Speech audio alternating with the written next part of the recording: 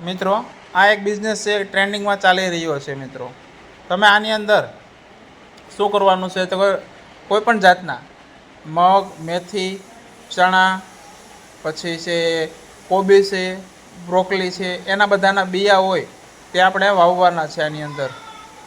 ત્યાર પછી શું કરવાનું છે, તે 1.5-2 ઇંચની થઈ જાય ને એટલે આપણે આની અંદરથી શું કરવાનું કે એ છે ને કાપી લેવાના અને તે માર્કેટમાં સેલ કરવાના. અત્યારે અમદાવાદ, સુરત અને રાજકોટની અંદર સારું એવું આ પ્રોફિટ કરી રહ્યા છે. આપણે પણ આવી રીતે પ્રોફિટ કરી શકીએ. જો મિત્રો, આ છે લાલ મૂળા છે.